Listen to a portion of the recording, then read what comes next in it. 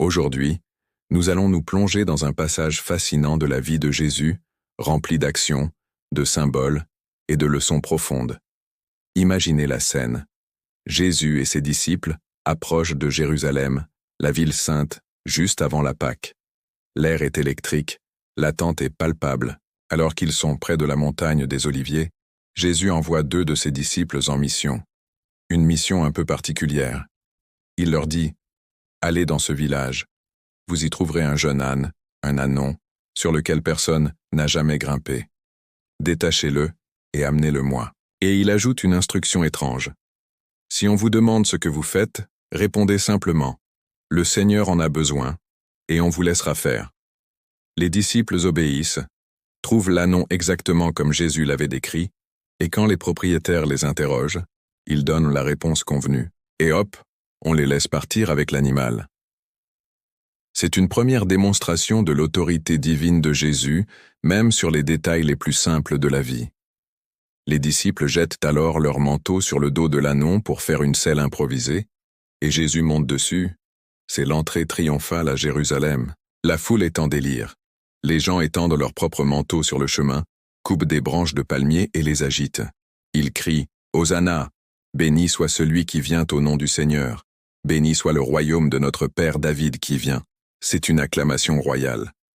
Ils reconnaissent en Jésus le Messie attendu, le roi descendant de David. Mais attention, ce n'est pas un roi guerrier sur un grand cheval de guerre, mais un roi humble, un roi de paix, sur un simple ânon, accomplissant ainsi une ancienne prophétie. Une fois à Jérusalem, Jésus se rend directement au temple. Il observe tout, en silence. L'agitation, le commerce. Mais il ne fait rien ce jour-là. La journée est déjà bien avancée, alors il repart tranquillement à Béthanie avec ses 12 disciples pour y passer la nuit. Le lendemain matin, en retournant à Jérusalem, Jésus a faim. Il aperçoit au loin un figuier magnifique, plein de feuilles, ce qui laissait espérer y trouver des fruits.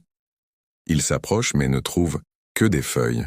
La Bible précise que ce n'était pas la saison des figues, ce qui rend la réaction de Jésus encore plus surprenante. Il dit à l'arbre « Que plus jamais personne ne mange de ton fruit ». Et ses disciples entendent cette malédiction. Cet acte peut paraître étrange, voire sévère, mais ce figuier est un symbole puissant. Il représente une apparence de spiritualité, les belles feuilles, sans le fruit réel de la foi et des bonnes œuvres. Il est une image d'Israël à cette époque, extérieurement religieux, mais spirituellement stérile.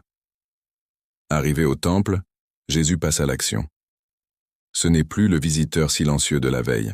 Il commence à chasser les vendeurs et les acheteurs, il renverse les tables des changeurs de monnaie et les stands des vendeurs de pigeons. Il ne laisse même plus personne traverser la cour du temple avec des objets. Il purifie le lieu saint, et il enseigne à la foule.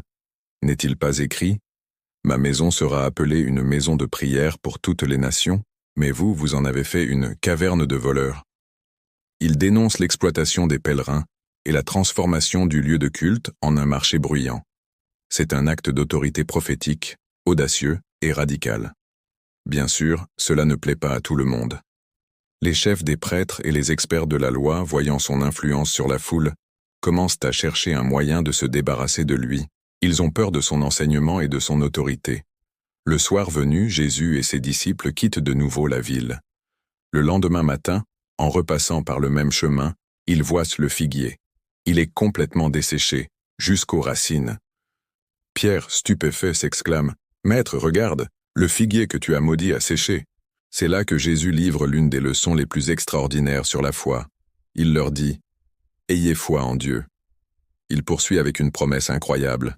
« Si quelqu'un dit à cette montagne, « Déplace-toi et jette-toi dans la mer », et s'il ne doute pas dans son cœur mais croit que ce qu'il dit va arriver, cela lui sera accordé. » Jésus ne parle pas de réorganiser la géographie, bien sûr. La montagne, c'est le symbole de l'obstacle qui paraît insurmontable. Il nous enseigne le pouvoir d'une foi qui ne doute pas. Il ajoute « Tout ce que vous demandez en priant, croyez que vous l'avez déjà reçu, et vous le verrez s'accomplir. » Mais cette foi puissante ne va pas sans une condition essentielle, le pardon. Quand vous priez, si vous avez quelque chose contre quelqu'un, pardonnez-lui, afin que votre Père qui est dans les cieux vous pardonne aussi vos fautes. La foi qui déplace les montagnes est indissociable d'un cœur qui pardonne. De retour à Jérusalem, alors que Jésus se promène dans le temple, les autorités religieuses viennent enfin le confronter directement. Les chefs des prêtres, les scribes et les anciens l'interrogent. « Par quelle autorité fais-tu tout cela? Qui t'a donné le droit d'agir ainsi ?» Ils veulent le piéger, le forcer à se déclarer publiquement. Mais Jésus, avec une sagesse divine, retourne la question contre eux. « Je vais vous poser une seule question, » leur dit-il. « Répondez-moi, et je vous dirai par quelle autorité j'agis.